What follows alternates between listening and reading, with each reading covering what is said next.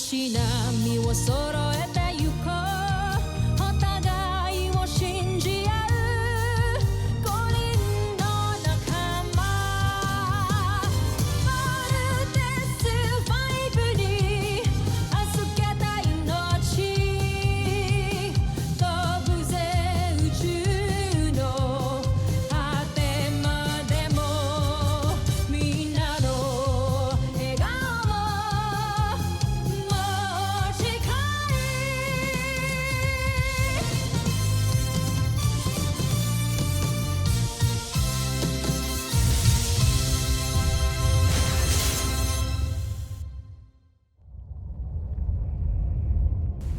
Ang nakaraan sa Voltes 5 Legacy.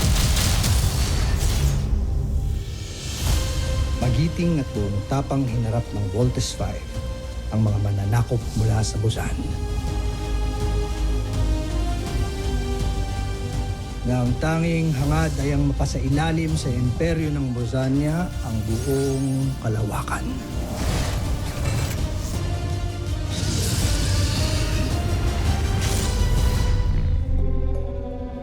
Dalawampung taon ang nakalipas. Dito nagsisimula ang kwento ng mga bayaning handang lumaban para sa kalayaan. Isang kwento ng mga inaapi laban sa mga sakim na mga makapangyarihan.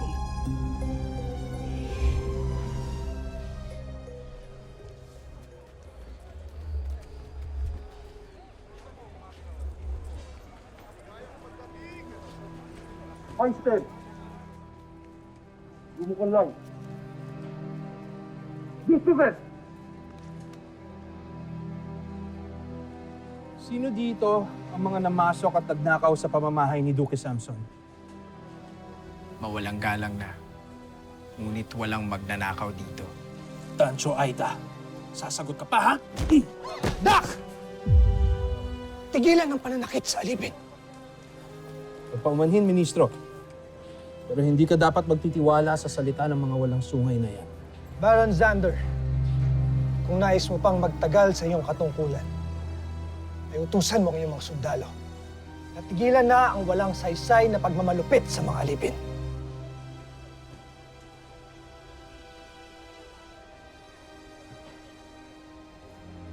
Ministro.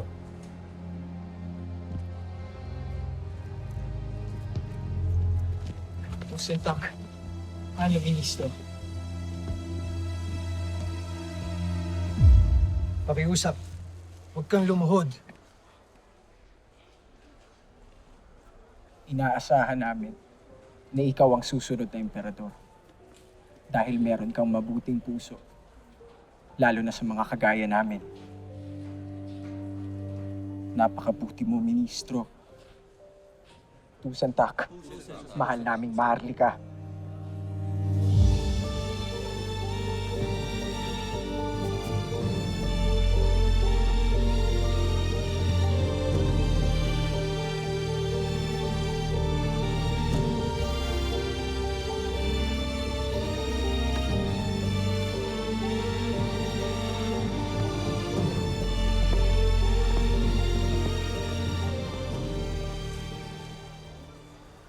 Nakita kong pinahiya ka ni Hrothgar sa harap ng lahat. Zuzabujil, kung ako ang tatanungin, ikaw ang karapat-dapat at takapagmana ng emperador. Dahil ikaw ang anak at hindi ang iyong pinsan. Alam mo, ipinaglaban mo dapat ang iyong karapatan. Para mabansagan akong taksil at maparusahan dahil hindi ko sinunod ang nais at gusto ng aking ama na kahit minsan ay hindi naman ako kinilala. Kung ang ministro ng Agham ang magiging susunod na emperador, natitiyak kong bibigyan niya ng kalayaan ang lahat ng walang sungay. Zambojil, hindi dapat mangyari yun. Kaya ina, Baron Xander, tulungan ninyo ako na masira si Hrothgar sa aking ama. Nang sa ganun ay hindi siya ang maging pinuno ng Busan na paglilingkuran nating lahat.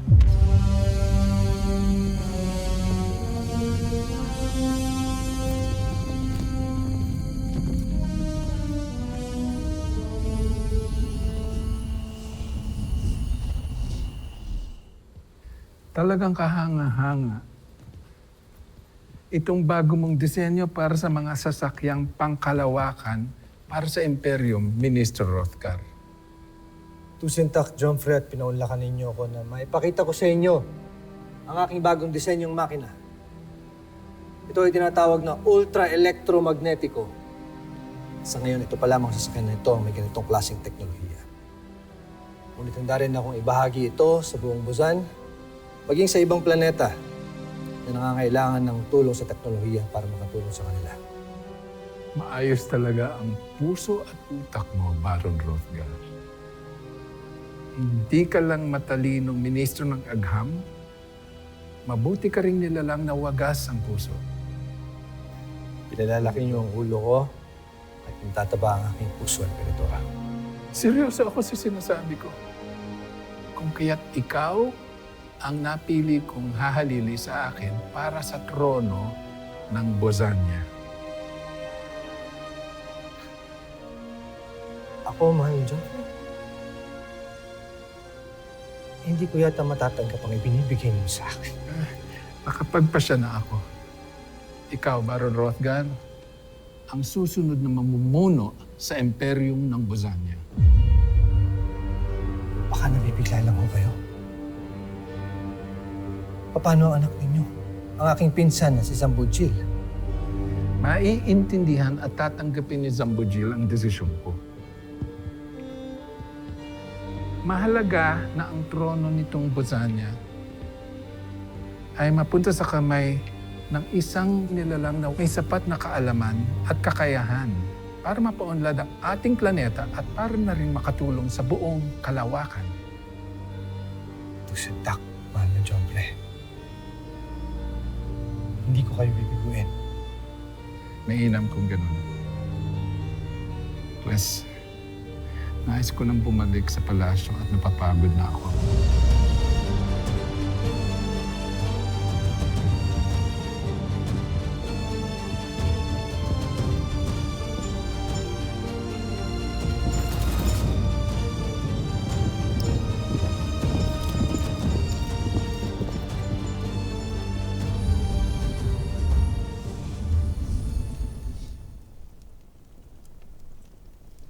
Namatay ang iyong ama na hindi man lang tayo binigyan ng karapatan. Namatay siyang anak ka pa rin sa labas. At ako, hindi niya pinakasalan.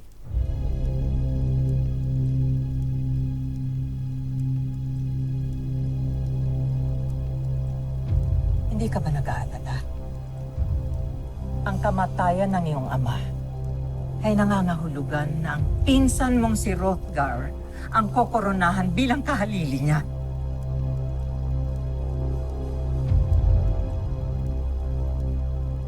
Hindi mangyayari yan, mahal kong ina. Tinitiyak ko, bago mabasbasan si Rothgar, ako at hindi siya ang itatakdang bagong emperador. Dahil may natuklasan akong lihim tungkol sa kanya mula sa matalik nilang kaibigan, sa manggagamot na si Baden.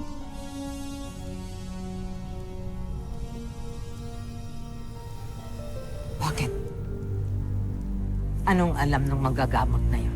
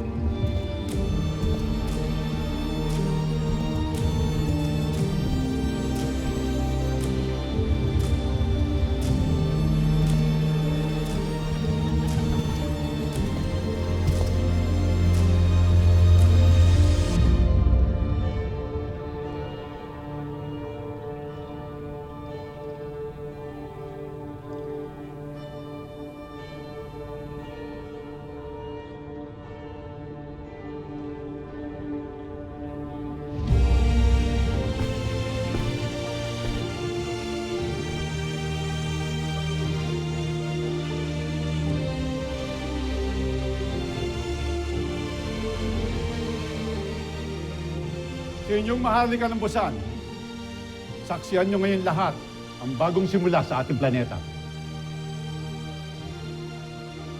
Sa pamamagitan ng koronang itong pinagkakalob sa iyo ng Busan Najmi Imperium upang pamunuan ng Busan at ang lahat ng planetang nasasakupan nito sa buong kalawakan. Sa kapangyarihang pinagkaloob sa akin, pinagkakalob ko to sa ating bagong emperador na si Hrothgar.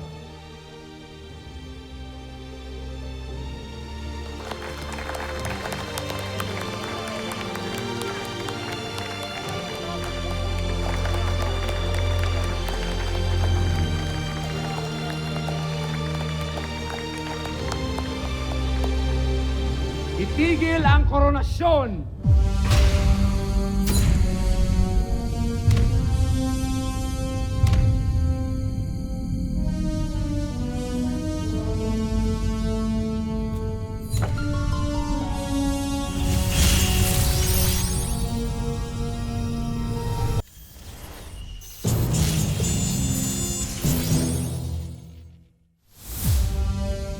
Walang karapatan na maging emperador ang isang traidor. Ginoong Baden! Bakit hindi mo ipagtapat sa lahat ang lihim ni Hrothgar na ibinunyag mo sa akin? Hrothgar, kung hindi ako nagsalita, aarestuhin nila at ikukulong nila ang buo kong pamilya. Tawad. Kancho Aita Sambojil. Ikaw ang traidor. Traidor? Ako?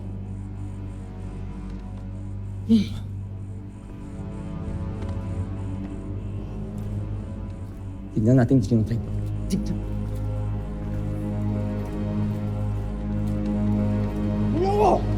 Well, ito ang patunay na matagal na tayong niloloko ni Hrothgar. Ang ministro na hinahangaan ninyong lahat ay nagmula sa lahi ng mga alipin!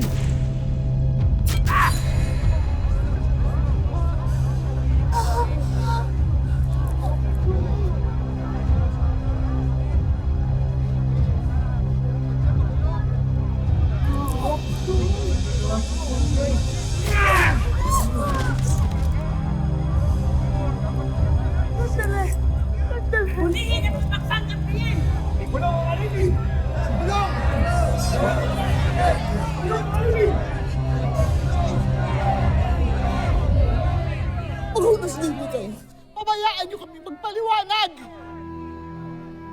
Manloloko ang inyong anak. Lahat kayo. Ang buong angkan ninyo, puro manloloko. Hindi. Ang dapat sa kanya, isama sa kauri niya. Sa mga alipin. Bago niyo siya ikulong, parusahan niyo muna siya.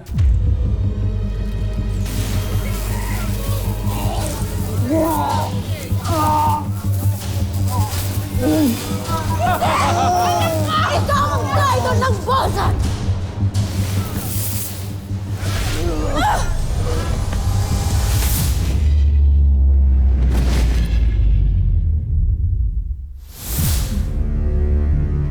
Diyan! Diyan kayo nababagay! Sa lupa! Alipin!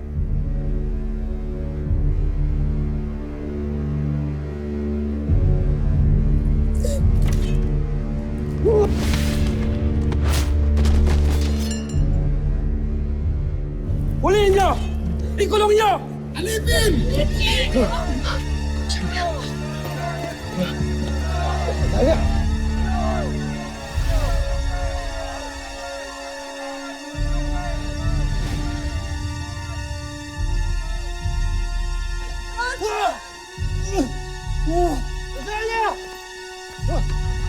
Huliin niyo! Huliin niyo! Huliin niyo! At ang kanyang asawa, laki rin ang kasalanan nila dahil sa kanilang pakikipagsabuatan kay Hrothgar! Bitiwan mo ako! Gar! Bitiwan mo ako! Bitiwan mo ako! Bitiwan mo ako!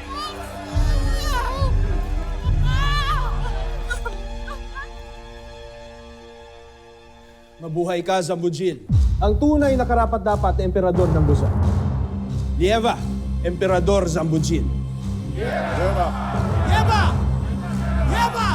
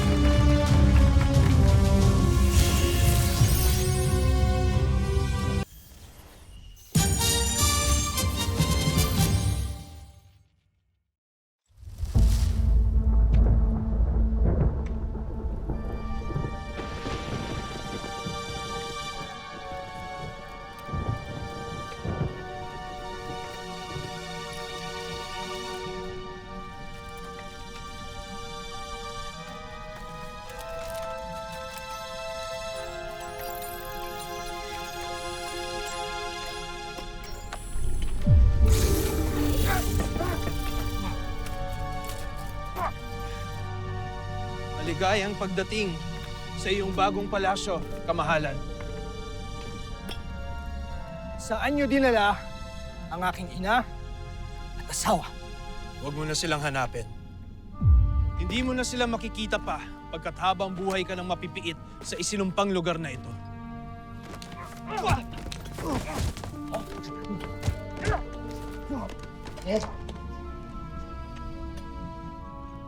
Kayo na ang bahala sa ating huwad na Jomfre.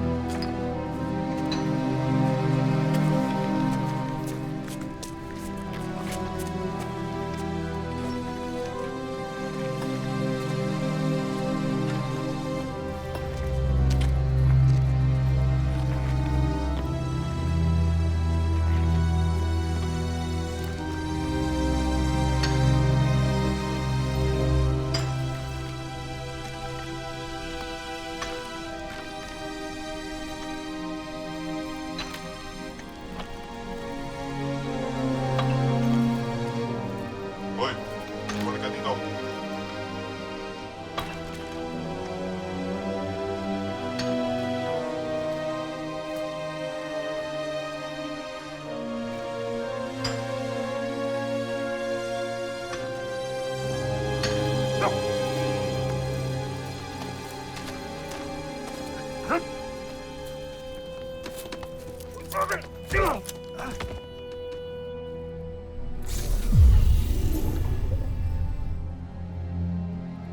Magbigay pugay!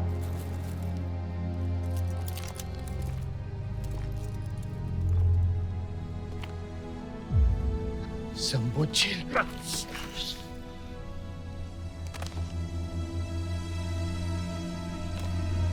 Hrothgar,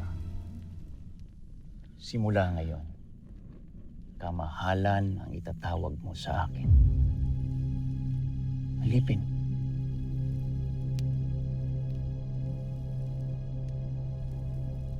Naawa ko si Hrothgar.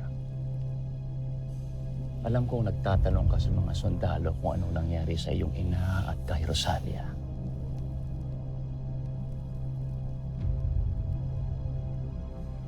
Kung talagang pinahahalagahan mo ang pagiging magkatugo natin, hindi mo ipagkakait kung nasaan sila.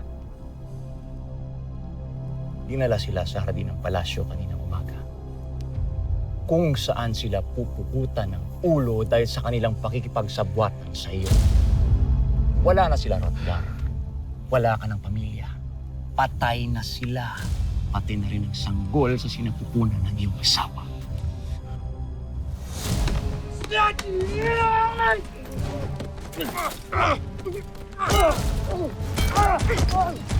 Mag-isa ka na lang ngayon! Mukhang talagang naniwala siya nang sabihin mong patay na ang kanyang asawa tayo. Kung alam niya lang. Vincent!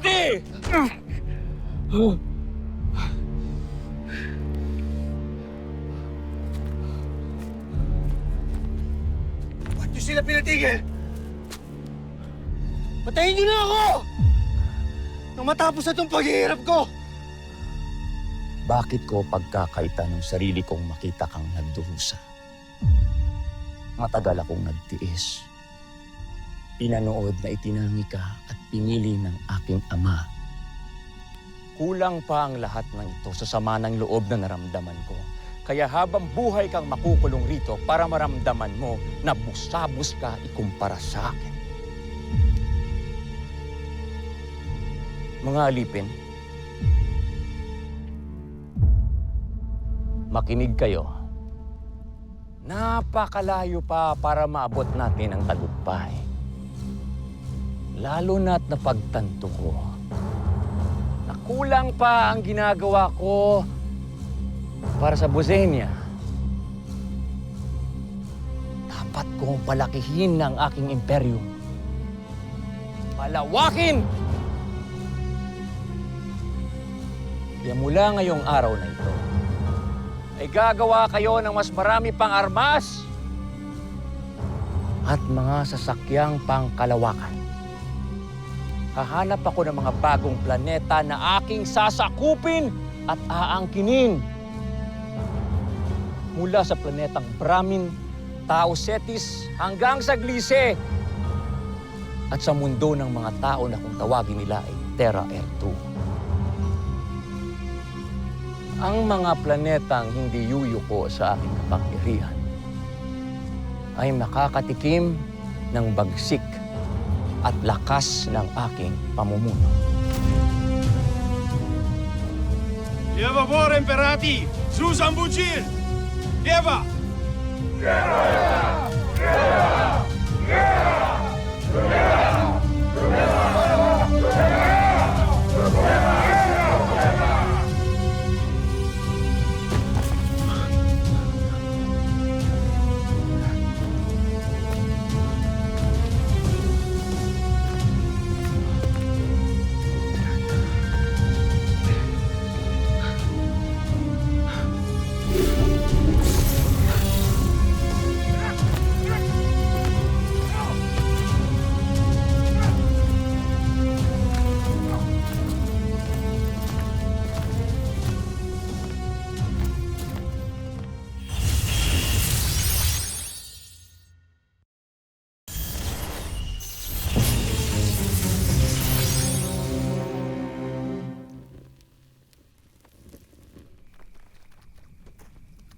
Ministro. Tusentak. Hindi mo na siguro naaalala pero isa ako sa mga tinulungan at iniligtas mo noon. At kaya mo ay tinipon, hinuli rin kami at ipinadala rito. Sama-sama na tayong tatanda at mamamatay dito. Nakita namin ang tapang mo na tapatan si Emperador Zambojil. Nabuhayan kami. Nagpaplano kaming tumakas para labanan ng bagong emperador. Ngunit kakaunti lang kami dahil pinaghiwa-hiwalay ang ibang mga alipin sa ibang minahan. Pero lalaban kami. Wala kayong laban sa kailang puwersa at mga armas. May mga armas kami, pinuno.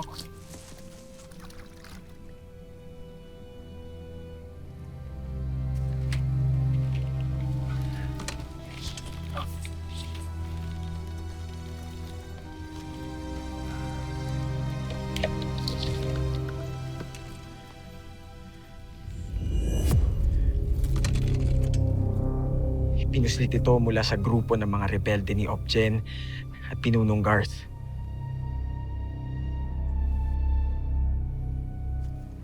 Kung meron kayo nito, bakit hindi pa kayo nag-aklas? Kahit mag-aklas kami, saan kami pupunta? Hindi namin alam kung paano gamitin ang portalis. Tumaasa kami, punong ministro, na alam niyo kung paano ito gamitin.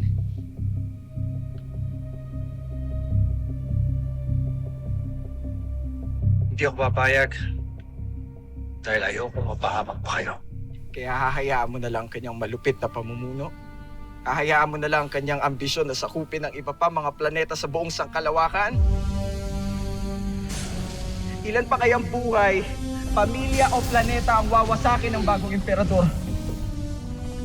Kung walang lalaban sa kanya.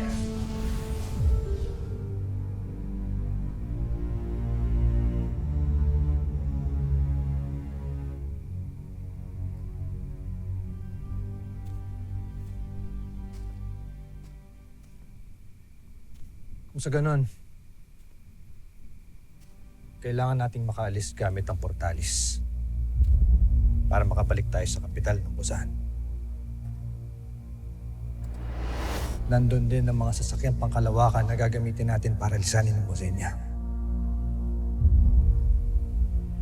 Nasa ganon ay makatulong tayo at makahanap ng kakapi sa ibang planeta.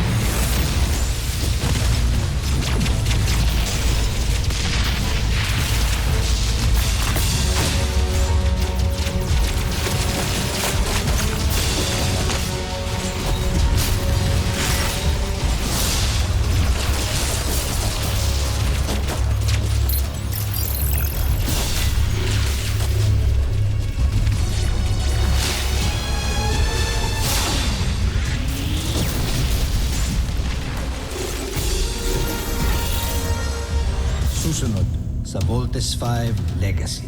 Ikaw ang pag-asa ng himagsikang ito. Hindi ka pwedeng mamatay, kaya iwan mo na kami! Ano ang balita, Baron Samdan? Sa kasamaang palad ay siya'y nakatakas. Pero huwag kayong mag-alala, hindi rin siya magtatagal at mamamatay siya sa kalawakan. Rosalia, Ina, ituro ninyo sa akin kung saan ako dapat magtungo. Mababata ako to eh! Steve, kamusta?